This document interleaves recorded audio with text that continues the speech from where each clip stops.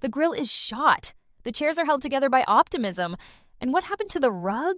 Sounds like your outdoor setup is not ready for patio season. Fix it all with Wayfair. Shop Wayfair for grills, rugs, furniture, and more.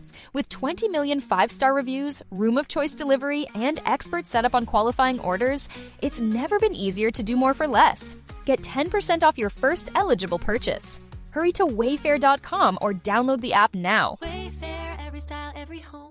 Ice Cube's Big 3 is back. The most competitive basketball league on earth is on CBS this Saturday. Big 3 All-Star Dwight Howard and the LA Riot take on Greg Monroe and the Dallas Power. Then Coach Rick Mahorn, Sensation Nazir Kaur, and the Detroit Amps look to protect home court against back-to-back MVP Michael Beasley and the defending champs Miami 305. The game played the way you love. Watch live Saturday on CBS at 4 p.m. Eastern, 1 p.m. Pacific, and catch replays on BET. Oh, yay, yay! The celebration stops tonight. I got drafted today, but tomorrow I'm now an NBA player. So get home. I'm gonna work out until I gotta report to Utah. Like I said, balls first. I'm a grinder. Like I said, Kobe's my guy, and I'm inspired by him. So I just kind of try to think, what will Kobe do right now? I think he get drafted and move on and try to go be the best thing possible. So that's what I'm gonna do. I see a guy with number 1 on the screen up there right now. So I'm extra motivated. Join the KSL Sports Zone at JCW's and American Fork for the NHL Draft Roundtable Friday from 2 to 6 at 580 East State Street. You hear the music. You know it's time to bring in Brian Geltzeiler once again, SiriusXM NBA Radio and NBA TV contributor. Brian, good morning. Good morning, gentlemen. How we doing? We are doing well. How do you believe the Utah Jazz are doing after selecting Darryn Peterson? Fantastic. Wonderful pick. Fantastic player. Has a chance to be a first-team All-NBA guy before all said and done. This is what you do when you have the number 2 pick in this draft. And I'm thrilled for the Jazz. I'm thrilled for Jazz fans. And it's going to be a very, very interesting team coming up this year because I do think Peterson has the potential to be an immediate impact type of guy. Things are finally, after a while here, trending up in Utah. You saw Ace Bailey play. I'm sure you're well aware of his game, and you know of Keontae George because you're an NBA guy. How do you think it all fits together? Very well. I think you're going to have a 3-guard rotation. I think Peterson can play both guard spots. I think that what you needed to do, there's going to be games with George where he's just not making shots. And he likes to take shots, as you guys well know. And I kind of compare George to a Jamal Crawford type of player. When it's going well for him, ride him. It's wonderful to have him out there. But you need to have the kind of roster that can put him on the bench when it's not going well and still function at a high level. Meet Darryn Peterson. And that's what they're able to do right now with those 3 guys in the backcourt. When George has it going well, great. You can even – Bailey's big enough and Peterson's big enough that you could play small too and have the 3 of them on the floor together.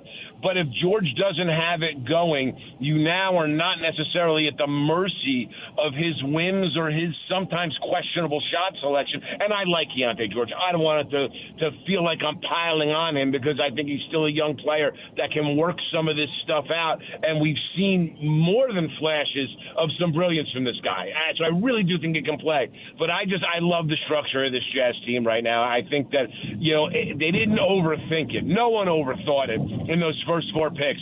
And I got to give all 4 of those teams credit. But for the Jazz here, the chalk pick, Darryn Peterson, was the correct pick. Everybody's focused on the offensive end of the floor. There's a half dozen guys or certainly 5 guys, maybe 6, who could score a bunch of points for them. That'll enable the coach to maybe prioritize defense, and they will have Kessler and Jackson, who combined only played 7 years ago, but they've been one of the worst teams in the league in this tanking phase. They've got to get a lot better. Do you think the fact that Peterson has chosen Kobe as the favorite player. He's getting a Kobe tat on his shoulder. A.J. DeBonsa says Durant. That's no surprise, right? A.J.'s watched a big chunk of Durant's career. But the ages don't really line up for Kobe. Does that tell us something about Peterson, the way he's going to want to defend in the NBA? Yeah, maybe that may. Listen, it's easy to say that and do that. I don't know that that's a clear indication, but I will give you a clear indication. And you guys know this. We've discussed this many a time. My radio partner, my close friend Sam Mitchell, coached Darryn Peterson for about 50 games over 2 summers. and knows him and knows his family very well. Any thought that Darryn Peterson does not defend well, that is not true. He will bust his butt on that end of the floor. He to me will be a very, very good defensive player. He has a ton of competitive fire. He is a quiet leader, but one of the guys off the floor, and it's very important to note that. Peterson is well-liked by teammates. I know a lot of the stories out of Kansas.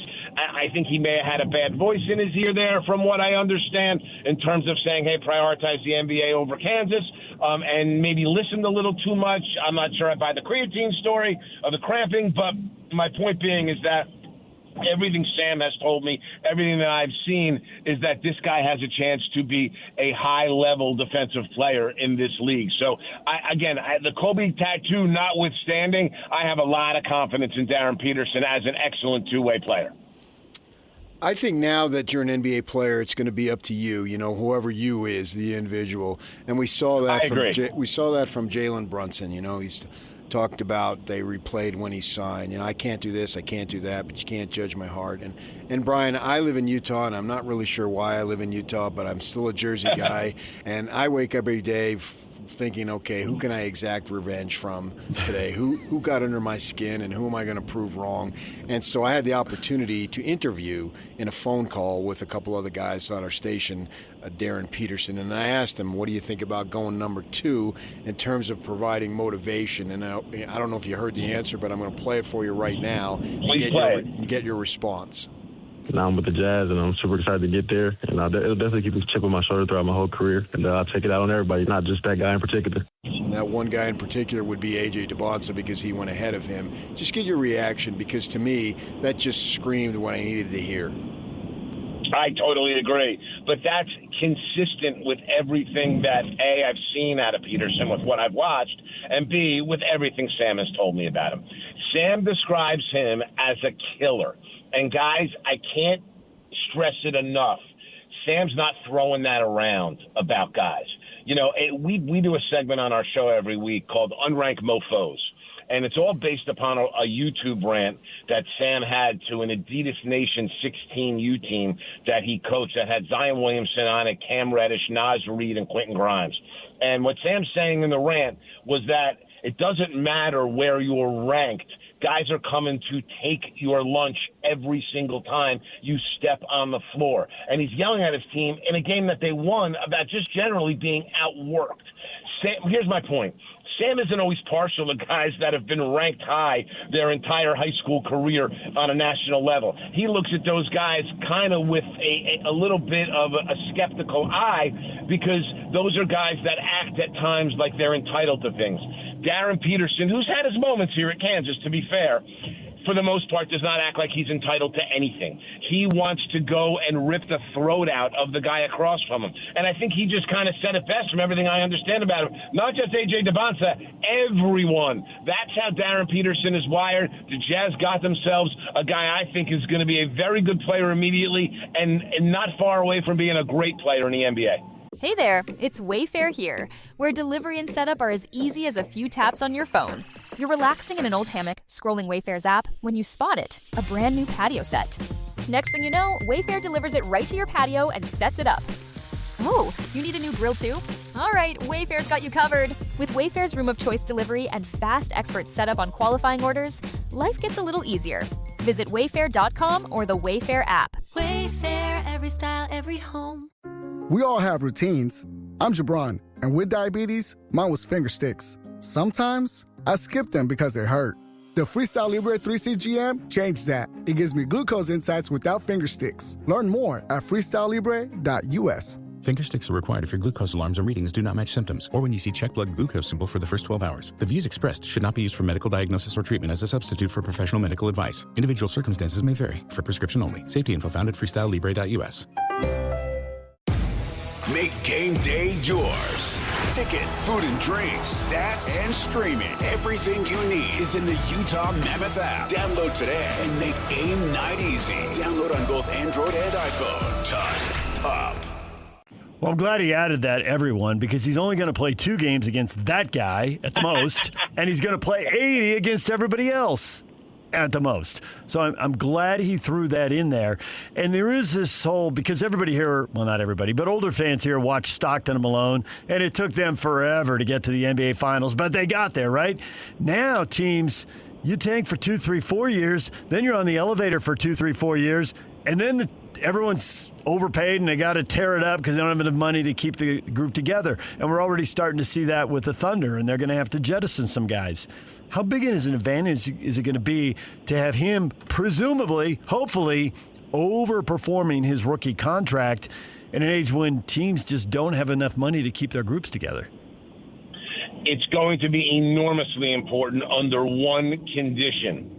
They don't spend frivolously while they have him on the rookie deal and then end up in a situation with contracts on the books that are not movable and then having to turn around and pay Peterson. The thing that happens with some teams is they forget how quick those rookie scale deals expire.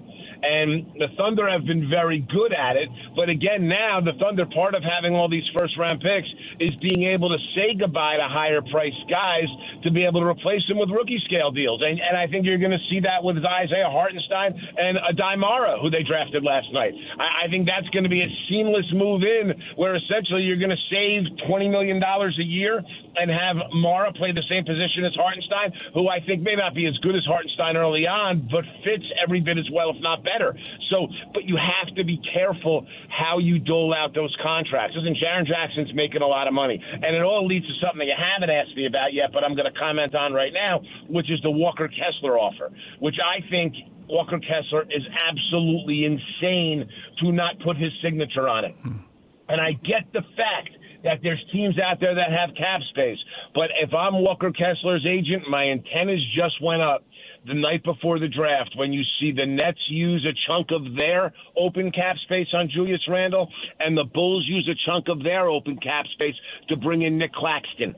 You got that cap space is precious in the second apron era. And Walker Kessler should take a look at Jonathan Kuminga and Quentin Grimes and Cam Thomas and see what they went through and use Josh Giddey as his model, who signed probably was a little bit of below market offer in terms of what he thought he was worth and what his numbers indicate, but he's locked into decent money for 5 years. The offer they made Walker Kessler is beyond fair. Matter of fact, it may be a little bit rich for what he's done with the fact that he hasn't been able to stay on the floor for the better part of 2 seasons now. Kessler is insane not to sign it. It is a great deal for him. It is a good deal for the Jazz, and it will help the Jazz stay nimble and take advantage of Peterson's rookie scale deal for the time that they have it. So I think it's really important because Jaren Jackson's making a lot of money, and I get why they traded for him. I think it was a good trade. I think he's going to help them. You got to have some guys that are making a lot of money, but Larry Markkanen's making a lot of money. Breaking the bank for Kessler is irresponsible, and here's the thing, Kessler doesn't have the leverage here. The Jazz have all the leverage. Some talk that Austin Ainge has a real strong relationship with Jaylen Brown, and they could possibly make that move with Markkanen and then throw in some other folks and all that stuff. What do you think about that? With this team right now, I would strongly consider it. I really would. And I love Larry Markkanen, but if you think you're that good to compete now, listen, Bailey had a good year last year, and I think he makes a big jump this year. I think Peterson's transition to the NBA is going to be pretty smooth. I look at Jackson and who he is, and yes, there's a little bit of a rebounding issue there, but is Markkanen that much better of a rebounder than Jaylen Brown?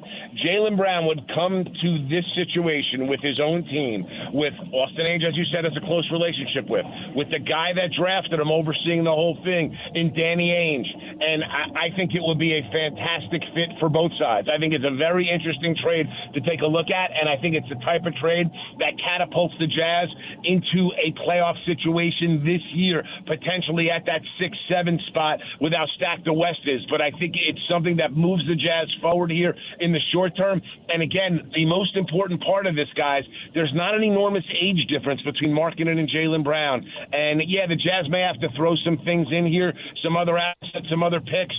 They have a lot of picks. They have the luxury of that right now. And if Jaylen Brown's available, I would take advantage of that because I do think there is a little bit of a clumsy basketball fit with Markkanen and Jaren Jackson. I know we hear a lot where Markkanen can play the three, and he can, but he has some deficiencies and some holes defensively at the three. He's much better on that end of the floor as a four. You don't have that with Jaylen Brown, and you guys brought it up earlier. How good can you be defensively with Peterson and Bailey and George? Bring Jaylen Brown in, you are a much better defensive basketball team. Brown would cost, depending on the year, they both got 3 more years on their deal here, $12 to $15 million more. He is a year younger. Would you rather, and I think we can all agree Brown's an upgrade on Markkanen, but at the cost of $12 to $15 million a year, that's money you could spend to go get another player and round out your team, which if we use the Knicks as the most recent example, seems to be pretty valuable if you spend that money wisely. So when you factor that in, what would you do? Well, so the Jazz have an advantage the Knicks did not have, which is they have guys that are in the rotation right now on rookie scale deals. And so I think the Jazz could afford to do that, take on that extra money to give themselves a guy who was a Finals MVP, and I love Larry Markkanen. I am certainly not, I'm not besmirching him in any way because I think he's a terrific player, and I think he's been great for the Jazz. He's not Jaylen Brown. He's not a Finals MVP, and he's not a guy that just showed you he can put a team on his back without much there to a 50-win season. He's done all that. And with what the Jazz have behind him with Jackson and the young guys, Bailey and Peterson, and assuming they get Kessler back at the right deal, that's a dangerous team. That's a team that can be really, really good, and it's an upgrade. And I would say for the $12 to $15 million a year more over the life of the contract, you use some of your draft picks to see if you can replenish that. Listen, the Knicks, they won an NBA championship, and I give them credit. And Leon Rose did a fantastic job there. With all that said, I don't necessarily love what he did in that draft last night. I think that they're adamant to not go into the second apron, and part of that is going to be Mitchell Robinson taking less. And I think with some of the offers in the open market to Mitchell Robinson and how valuable he is, I think it's going to have to be a lot less, and I don't know that he does it. It's a calculated gamble for the Knicks, but they could have absolutely insulated themselves from that gamble last night in getting themselves a rotation-ready player, and there were guys available there at the end of the first round when they were on the board last night that are rotation-ready at a small rookie scale deal that would have helped them navigate this second apron. So I like where the Jazz stand from that standpoint is when you have guys that you count on rookie scale deals that are going to be in your rotation and going to be meaningful parts, you don't have to break the bank for role players. When July gets here, that tends to be trading free agent season, and that's coming up next week. Do you anticipate much news breaking as far as that goes? Yeah, I think it's going to be active. I think, the last couple years have been relatively quiet, mostly because teams have been capped out. You have some teams with some cap space. The Lakers are obviously going to be a team to watch closely. We talk a lot about LeBron James, but the Austin Reeves thing is going to have a major pivot. I would be shocked if the Detroit Pistons don't make some kind of significant move to get a second shot creator behind Cade Cunningham. So I think you're going to see them be very active, and they have Jalen Duren as a restricted free agent and have to make a financial decision there. So, watch the Clippers here. I think the Clippers also, ton of cap space there. They can be very active. So I think we're going to see a whole lot of activity, some sign and trade activity that'll take place. It's going to be a little bit of a busier free agency time than we've seen in the past. But again, more trades and sign and trade types of things than just flat out free agency signings.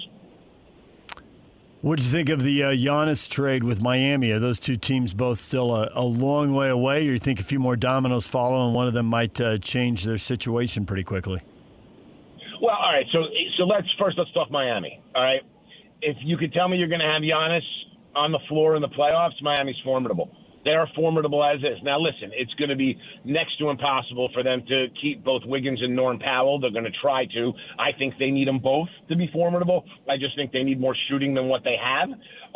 But I do think Miami with Giannis on the floor is going to be tough. But the other thing is this: last year he wasn't in the playoffs. The 3 prior years he got hurt in the playoffs. So, is he going to be on the floor and healthy for them is a major question.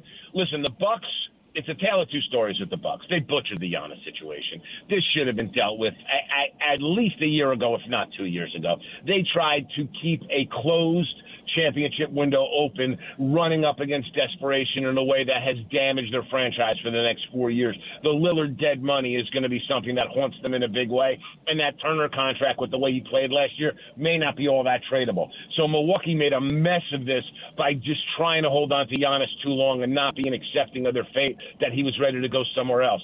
With all that said, they did a very good job last night. You know what? Burries was the right pick at 10.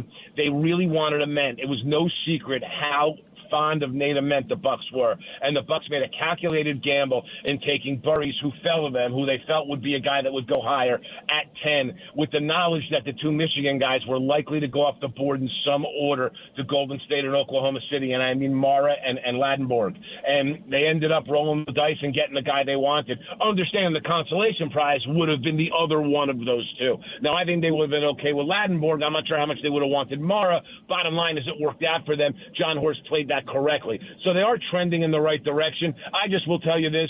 Miami wasn't upset to say goodbye to Khalil Ware. And this was a guy who had sometimes would come out, be 3 of 5 from 3, 20-15 and 3 blocks, and the next day would act like he didn't want to be there. And Eric Spoelstra, people who get on Eric Spoelstra's case for DNP coaches' decisions, the guy generally, you didn't know what you were getting in terms of him being interested in playing basketball day to day. And I know the same thing from what happened with Mike Woodson at Indiana when he had him there. So for the Heat to be able to use Ware as a lead piece in a Giannis deal was a big win. And we'll see what happens with Ware. You know, maybe Ware being the centerpiece on a bad team ends up being better for him and he's more engaged. I don't know. But listen, Milwaukee's got a long way to go, and it didn't have to be this way for the Bucks. They stretched this thing out a lot longer than they ever should. Brian, we will leave it right there. Folks can hear you on Sirius XM NBA Radio and see you on NBA TV. And we love having you on. We will talk to you again when free agency gets crazy. How about that? It will be my pleasure, gentlemen. I'll talk to you guys soon. You take care. DJ PK, it's 97.5, the KSL Sports Zone. When we come back, everything you missed in this show, which is mostly draft, and more draft. We'll get to that next. Stay with us. We all have routines. I'm Jabron, and with diabetes, mine was finger sticks. Sometimes I skip them because they hurt. The Freestyle Libre 3C GM changed that. It gives me glucose insights without finger sticks. Learn more at freestylelibre.us. Finger sticks are required if your glucose alarms or readings do not match symptoms, or when you see check blood glucose symbol for the first 12 hours. The views expressed should not be used for medical diagnosis or treatment as a substitute for professional medical advice. Individual circumstances may vary. For prescription only. Safety info found at freestylelibre.us. Ice Cube's Big 3 is back. The most competitive basketball league on earth is on CBS this Saturday. Big 3 All-Star Dwight Howard and the LA Riot take on Greg Monroe and the Dallas Power. Then Coach Rick Mahorn, Sensation Nazir Kaur, and the Detroit Amps look to protect home court against back-to-back MVP Michael Beasley and the defending champs Miami 305. The game played the way you love. Watch live Saturday on CBS at 4 p.m. Eastern, 1 p.m. Pacific, and catch replays on BET. Oh, yay, yay!